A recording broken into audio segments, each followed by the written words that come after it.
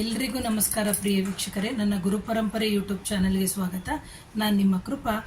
ನೋಡಿ, ಎಷ್ಟೋ ಜನಕ್ಕೆ ಕುಲದೇವರ ವಿಚಾರ ನಾನು ಹಿಂದಿನ ವಿಡಿಯೋದಲ್ಲಿ ತಿಳಿಸಿದ್ದೀನಿ.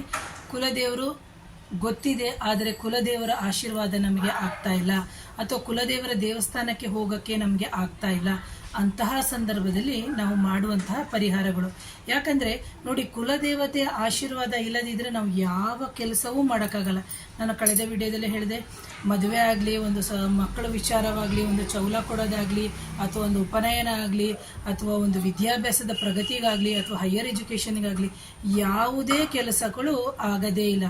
ಅಥವಾ ಒಂದು ಸೀಮಂತ ಮಾಡಬೇಕು ಅಂತ ಇರ್ತಾರೆ, ಅಷ್ಟರೊಳಗಡೆ ಏನೋ ತೊಂದರೆಗಳು ಬರೋದು, ಸೀಮಂತನೇ ಆಗೋದಿಲ್ಲ. ಅಂದರೆ ಪ್ರತಿ ಒಂದು ಕೆಲಸದಲ್ಲೂ ಅಡೆತಡೆಗಳಾಗಿರುತ್ತೆ. ಹಾಗೇನೇ ಎಷ್ಟೋ ಜನಕ್ಕೆ ಮಾಂತ್ರಿಕ ಬಾಧೆ ಅಥವಾ ನೆಗೆಟಿವ್ ಎನರ್ಜಿ ಮನೆಯಲ್ಲಿ ಎಂಟ್ರಾಗಿರುತ್ತೆ. ಅಂತಹ ಸಂದರ್ಭದಲ್ಲೂ ಸಮೇತ ನಿಮ್ಮ ಮನೆಯಿಂದ ನಿಮ್ಮ ಕುಲದೇವತೆ ಹೊರಗಡೆ ಹೋಗಿರ್ತಾಳೆ ಅಂತಲೇ ತಿಳ್ಕೊಬೇಕು ಪ್ರಿಯ ವೀಕ್ಷಕರೇ. ಯಾಕೆಂದರೆ ಇದು ಹಲವಾರು ಜನಕ್ಕೆ ಗೊತ್ತಿರಲ್ಲ. ತಂದೆ ಹತ್ರನೂ ಕೇಳಲ್ಲ, ತಾಯಿ ಹತ್ರನೂ ಕೇಳಲ್ಲ, ನಮ್ಮ ಹಿರಿಕರ ಹತ್ರನೂ ಕೇಳಲ್ಲ. ಯಾಕೆಂದರೆ ನಾವು ನಮ್ಮದೇ ಆದ ರೀತಿಯಲ್ಲಿ ನಮ್ಮ ಅಹಂಕಾರದಲ್ಲಿ ನಾವು ಬಂದ್ಬಿಟ್ಟಿದ್ದೀವಿ. ಯಾಕಂದರೆ ಇವತ್ತಿನ ದಿನ ಯಾರನ್ನಾದರೂ ಕೇಳಿದ್ರೆ ಕುಲದೇವ್ರು ಯಾರು ಗೊತ್ತಿಲ್ಲ, ಮನೆದೇವ್ರು ಯಾರು ಗೊತ್ತಿಲ್ಲ, ಇಷ್ಟ ದೇವ್ರಿಗೆ ಏನೋ ಇಷ್ಟ ದೇವರು ಅಂತ ಕೇಳಿ ಹೇಳೋಕ್ಕೂ ಅದು ಕಷ್ಟ ಅವರಿಗೆ. ಯಾಕಂದರೆ ಅಯ್ಯೋ ಮೇಡಮ್ ನಮಗೆ ಟೈಮೇ ಇಲ್ಲ, ಇದಕ್ಕೆಲ್ಲ ನಾವು ಹೋಗಬೇಕಾ ಮಾಡಬೇಕಾ ಅಂತ, ಅಯ್ಯೋ ಸದ್ಯ ಹೊಟ್ಟೆಪಾಡಾದರೆ ಸಾಕು ಅಂತ. ಖಂಡಿತವಾಗ್ಲೂ ಹೊಟ್ಟೆಪಾಡಿಗೂ ಬೇಕು. ಆದರೆ ಈ ನಮ್ಮ ದೇಹ, ಈ ಭೌತಿಕ ದೇಹ ಬರೋಕ್ಕಿಂತ ಮುಂಚೆ ಸೂಕ್ಷ್ಮ ರೂಪದಲ್ಲಿ ಈ ಭೂಮಿಗೆ ಯಾವ ರೂಪದಲ್ಲಿ ಬಂದಿರುತ್ತೋ ಅದೇ ಥರದಲ್ಲಿ ನಮ್ಮ ಇರುವಿಕೆಗೆ ನಮ್ಮ ತಂದೆ ತಾಯಿಗಳು ಯಾವ ರೀತಿ ಕಾರಣನೋ ಅದೇ ಥರ ಈ ಪ್ರಕೃತಿಯಲ್ಲಿ ನಮಗೆ ದೈವಶಕ್ತಿಯು, ದೈವಾತ್ಮವು, ದೈವಗಳು ಅಥವಾ ದೇವರುಗಳು ಅವರ ಅರಿವಿಕೆನೂ ಖಂಡಿತವಾಗ್ಲೂ ಇದೆ ಪ್ರಿಯ ವೀಕ್ಷಕರೇ. ಯಾವುದೇ ಶುಭ ಕಾರ್ಯಗಳನ್ನು ಮಾಡೋದಕ್ಕಿಂತ ಮುಂಚೆ ನಿಮ್ಮ ಕುಲದೇವರ ಮೊರೆ ಹೋಗಲೇಬೇಕು ಪ್ರಿಯ ವೀಕ್ಷಕರೇ. ಹೋಗಿಲ್ಲ ಅಂದಾಗ ಅದರಿಂದ ಹಲವಾರು ತೊಡಕುಗಳಾಗುತ್ತೆ. ಈಗ ನೋಡಿ, ಕುಲದೇವರು ಗೊತ್ತಿದೆ, ಆದರೆ ಕುಲದೇವರ ಆಶೀರ್ವಾದ ನಮ್ಮ ಮನೆಯಲ್ಲೇ ಇಲ್ಲ, ಅಥವಾ ನಮ್ಮ ಕುಲದೇವರು ಬಂದಿದ್ದಾರೆ ಅಥವಾ ನಮ್ಮ ಮನೆ ಒಳಗಡೆ ಬರ್ತಾ ಇಲ್ಲ. ಅದು ಕೆಲವೊಂದೊಂದು ಜನಕ್ಕೆ ಗೊತ್ತಾಗುತ್ತೆ, ಕುಲದೇವರು ಬಂದಿದ್ದಾರೆ ಗೊತ್ತಾಗ್ತಿಲ್ಲ, ಅಂದರೆ ಕನಸಲ್ಲಿ ಬರ್ತಾ ಇದ್ದಾಳೆ ಆದರೆ ಶುಭ ಕಾರ್ಯಗಳು ಆಗಲ್ಲ, ಯಾಕೆ ಅಂತಂತ. ಆ ನಂತರ ನಾವು ನೋಡಿ, ಈಗ ನೀವು ಮನೆಗೆ ಯಾರೋ ಒಬ್ಬರು ನೆಂಟರು ಬರ್ತಾರೆ. ಈಗ ನಾನೇ ನಿಮ್ಮ ಮನೆಗೆ ಬಂದೆ ಅಂತ ಅಂದ್ಕೊಳ್ಳಿ, ನೀವು ಕರೆಯದೇ ಇದ್ರೆ ನಾನು ಹೇಗೆ ಮನೆ ಒಳಗಡೆ ಬರೋಕ್ಕೆ ಸಾಧ್ಯ? ಒಂದು ನಿಮಿಷ ಯೋಚನೆ ಮಾಡಿ. ಅದೇ ಥರನೇ ಕುಲದೇವ್ರನ್ನ ನಾವು ಕರೆಯೋದೇ ಇಲ್ಲ, ನಾವು ನೆನಪಿಸ್ಕೊಳ್ಳೋದೇ ಇಲ್ಲ, ಅವಳಿಗೊಂದು ನೈವೇದ್ಯ ಇಡಲ್ಲ, ಒಂದು ಪ್ರೀತಿಯ ಕೊಡಲ್ಲ, ಏನಿಲ್ಲ. ಈಗ ಎಕ್ಸಾಂಪಲ್ ಆಗಿ ನಾನೇ ನಿಮ್ಮ ಮನೆಗೆ ಬಂದೆ ಅಂತಲೇ ಅಂದ್ಕೊಳ್ಳಿ, ನೀವು ಬನ್ನಿ ಅಂತಲೂ ಕರೆಯಲ್ಲ. ಅಕಸ್ಮಾತ್ ಬಂದೆ ಅಂತಲೇ ಅಂದ್ಕೊಳ್ಳಿ, ಬಂದ ಮೇಲೆ ನೀವು ಒಂದು ಕುಡಿಯೋಕೆ ಒಂದು ಲೋಟ ನೀರು ಕೊಡಲ್ಲ, ಅಥವಾ ಮೇಡಮ್ ತಗೊಳ್ಳಿ ಒಂದು ಸಿಹಿನೋ ಒಂದು ಏನೂ ಕೊಡಲ್ಲ ಅಂತಲೇ ಅಂದ್ಕೊಳ್ಳಿ. ಎಷ್ಟೋ ಜನ ಹಾಗೇನೆ ಕಳಿಸ್ಬಿಡೋರು ಇದ್ದಾರೆ. ದಯವಿಟ್ಟು ಅವೆಲ್ಲ ತಪ್ಪು. ದಯವಿಟ್ಟು ಮನೆಗೆ ಯಾರೇ ಬರಲಿ, ನಮ್ಮ ಸನಾತನ ಧರ್ಮದಲ್ಲಿ, ನಮ್ಮ ಸಂಪ್ರದಾಯದಲ್ಲಿ ಏನು ಹೇಳಿದ್ದಾರೆ ಅಂದರೆ ಅತಿಥಿ ದೇವೋ ಭವ ಅಂತ. ಯಾವ ಅತಿಥಿ ದೈವದ ರೂಪದಲ್ಲಿ ಅಥವಾ ದೇವರ ರೂಪದಲ್ಲಿ ಬರ್ತಾರೆ ಅದು ಖಂಡಿತವಾಗ್ಲೂ ನಮಗೆ ಗೊತ್ತಿರಲ್ಲ. ಅದೇ ಥರ ಪ್ರಕೃತಿಯಲ್ಲಿ ಇರುವಂತಹ ಶಕ್ತಿಗಳಾಗಿರ್ಬೋದು, ಪ್ರಾಣಿಗಳ ಇರುವಿಕೆಗಳಾಗಿರ್ಬೋದು, ನಮಗೆ ಅದು ಸೂಕ್ಷ್ಮವಾಗಿ ತೋರಿಸ್ತಾ ಇರ್ತಾರೆ, ಆದರೆ ನಾವು ಅದನ್ನು ಅರ್ಥನೇ ಮಾಡ್ಕೊಳ್ಳಲ್ಲ. ಅಂತಹ ಈಗ ದೈವ ಬಂದಿದೆ ಅಂತ ಅಂದ್ಕೊಳ್ಳಿ, ನಿಮ್ಮ ಮನೆಗೆ ಬಾಗಿಲಿಗೆ ಬಂದಿದೆ, ಆದರೆ ಅವ್ರು ಒಳಗಡೆ ಬರಲ್ಲ. ಕಾರಣ ಏನು? ಕರೆಯದೆ ಹೇಗೆ ಬರ್ತಾರೆ? ಈಗ ನಾನೇ ಹೇಳಿದೆ, ನನ್ನನ್ನು ಕರೆಯದೆ ನಾನು ಹೇಗೆ ಬರೋಕ್ಕೆ ಸಾಧ್ಯ? ಬರಲ್ಲ. ಅದೇ ಥರನೇ ನೀವು ನಿಮ್ಮ ಕುಲದೇವರಿಗೆ ಇಷ್ಟವಾಗಿರುವಂತಹ ಏನು ತುಪ್ಪದ ದೀಪ, ಆರತಿ ಅವೆಲ್ಲವನ್ನು ನೀವೇನೇನು ಮಾಡ್ತಾ ಇದ್ದೀರಿ ಮಾಡಿ. ಆದರೆ ನಿಮ್ಮ ಕುಲದೇವರು ಮನೆ ಒಳಗಡೆ ಬರದೇ ಇದ್ದಾಗ ನೀವು ಮಾಡುವಂತಹ ಪರಿಹಾರ ಇಷ್ಟೇನೇನೆ. ಏನು ಅಂತಂದರೆ, ಇದನ್ನು ವರ್ಷಕ್ಕೆ ಒಮ್ಮೆ ಆದರೂ ಮಾಡಿ ನೋಡಿ. ಎಷ್ಟೋ ಜನ ಕುಲದೇವರಿಗೆ ಹೋಗಿ ಬರ್ತಾರೆ, ಒಳ್ಳೆಯದಾಗುತ್ತೆ, ಅದು ತುಂಬ ಸಂತೋಷ.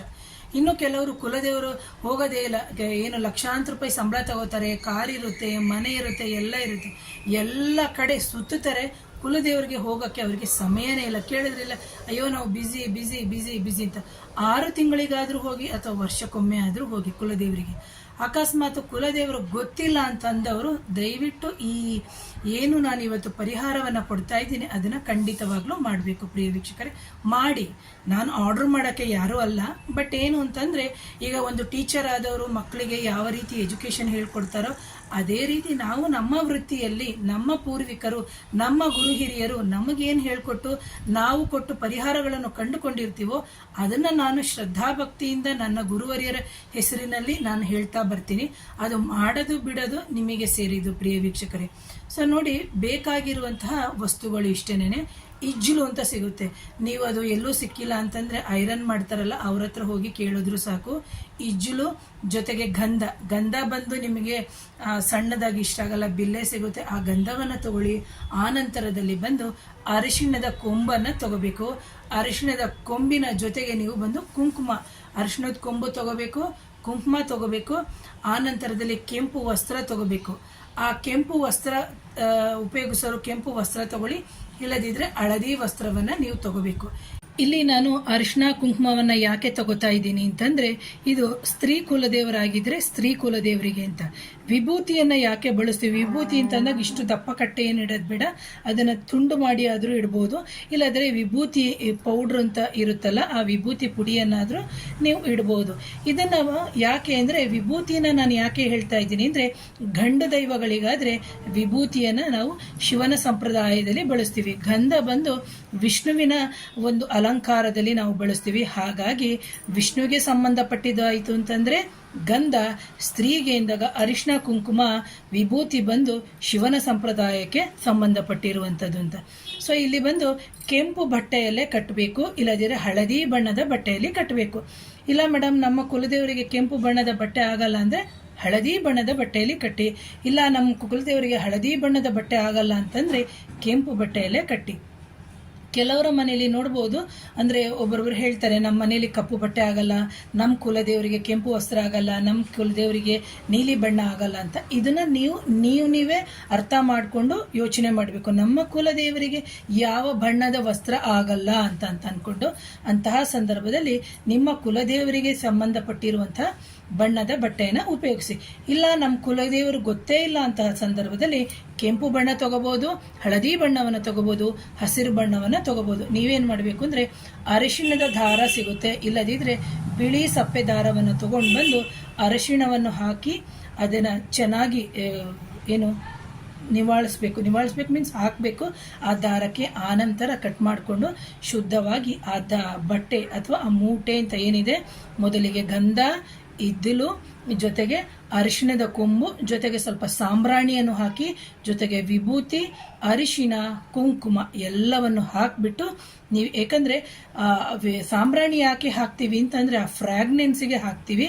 ಅದಾದ ನಂತರ ನೀವು ಅದನ್ನು ಚಿಕ್ಕ ಮೂಟೆಯ ರೂಪದಲ್ಲಿ ಕಟ್ಕೋಬೇಕಾಗುತ್ತೆ. ಅದನ್ನು ಕ್ಲೀನಾಗಿ ಕಟ್ಟಿದ ನಂತರ ನೀವೇನು ಮಾಡಬೇಕು, ನಿಮ್ಮ ಮನೆಯ ಒಳಬಾಗಿಲು ಅಥವಾ ಮುಖ್ಯ ದ್ವಾರದ ಒಳಬಾಗಿಲು ಅಂತ ಏನಿದೆ ಆ ಬಾಗಿಲಲ್ಲಿ ನೀವು ಕಟ್ಟುತ್ತಾ ಹೋಗಬೇಕು. ಇದನ್ನು ವರ್ಷಕ್ಕೊಮ್ಮೆ ನೀವು ಬದಲಾಯಿಸ್ತಾ ಹೋಗ್ಬೋದು. ಗೊತ್ತಿಲ್ಲದೆ ಇದ್ದಂಥ ಸಂದರ್ಭದಲ್ಲಿ ಕುಲದೇವರು ನಿಮ್ಮ ಮನೆ ಒಳಗಡೆ ಬರೋಕ್ಕೆ ತುಂಬ ಈಸಿ ಆಗುತ್ತೆ. ಜೊತೆಗೆ ಧೂಪ, ದೀಪ, ನೈವೇದ್ಯ, ತಾಂಬೂಲಗಳನ್ನು ನೀವು ಸಮರ್ಪಿಸ್ತಾ ಬರಬೇಕು ಪ್ರಿಯ ವೀಕ್ಷಕರೇ. ಎರಡನೇದು, ಇನ್ನೊಂದೇನು ಅಂದರೆ, ಕೆಲವ್ರ ಮನೇಲಿ ನೋಡಬೇಕು, ಯಾವುದೇ ಪೂಜೆಗಳು ಮಾಡಿದ್ಮೇಲೆ ಅಲ್ಲಿ ಯಾವುದೇ ರೀತಿಯ ಮಲ್ಲಿಗೆ ಹೂವೇ ಹಾಕಿರಲ್ಲ, ಆದರೂ ಘಮ ಘಮ ಘಮ ಅಂತಿರ್ತದೆ. ಕುಲದೇವರು ಆಗ ಈ ಪರಿಮಳ ವಾಸನೆ ಯುಕ್ತವಾಗಿ ನಿಮ್ಮ ಮನೆ ಒಳಗಡೆ ಬಂದು ಹೋಗಿರ್ತಾಳೆ. ನಾನು ಹೇಳಿದೆ ಆಗಲೇ ಏನಂತಂದರೆ, ಪೂಜೆಯಲ್ಲಿ ನಾವು ಯಾವುದೇ ರೀತಿಯ ಸುಗಂಧ ಭರಿತವಾದ ಸುಗಂಧರಾಜವನ್ನು ಬಳಸಿರಲ್ಲ, ಮಲ್ಲಿಗೆಯನ್ನು ಬಳಸಿರಲ್ಲ, ಅಥವಾ ನಾವೇನು ಹೇಳ್ತೀವಿ ಜವ್ವಾದು, ಅತ್ತರು ಅಥವಾ ಅಷ್ಟಗಂಧಗಳನ್ನು ಬಳಸದೇ ನಾವು ಪೂಜೆಯನ್ನು ಮಾಡಿರ್ತೀವಿ. ಅಂತಹ ಸಂದರ್ಭದಲ್ಲೂ ಘಮ ಘಮ ಘಮ ಅಂತ ವಾಸನೆ ಬರುತ್ತೆ. ಅಂತಹ ಸಂದರ್ಭದಲ್ಲಿ ನೀವು ತಿಳ್ಕೋಬೇಕು, ಇದೆ ಈ ಮೂಟೆ ಕಟ್ಟಿದ ನಂತರ ನಿಮ್ಮ ಮನೆಯಲ್ಲಿ ಈ ಥರ ವಾಸನೆ ಬಂದರೆ ಕುಲದೇವರ ಅರಿವು ಆಗಿದೆ, ಕುಲದೇವರು ನಮ್ಮ ಮನೆಗೆ ಎಂಟ್ರಾಗಿದ್ದಾಳೆ ಅಂತ.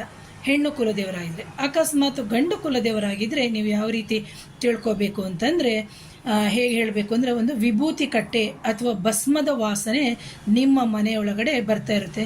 ಕೇಳ್ಬೋದು, ಏನು ಮೇಡಮ್ ನಿಜಾನ ಅಂತ. ಇದೆಲ್ಲ ಅನುಭವದ ಮಾತುಗಳು, ನಾನು ಕೊಟ್ಟು ಆಗಿರುವಂತಹ ಪರಿಹಾರಗಳು. ಕೆಲವರು ಹೇಳ್ತಾರೆ, ಮೇಡಮ್ ನಮ್ಮ ಮನೇಲಿ ಏನೋ ಭಸ್ಮ ಚೆಲ್ದಂಗೆ ಅಥವಾ ಒಂಥರ ವಿಭೂತಿದು ಇದು ವಾಸನೆ ಬರ್ತಾ ಇರ್ತದೆ, ಯಾಕೆ ಏನು ಅಂತಲೇ ಗೊತ್ತಿಲ್ಲಲ್ಲ. ಈ ಪರಿಹಾರ ಮಾಡಿದ ನಂತರ ಅಂತಂದರೆ ಆಗ ನಿಮಗೆ ನಿಮ್ಮ ಕುಲದೇವರ ಒಂದು ಆಶೀರ್ವಾದ ಆಗಿದೆ.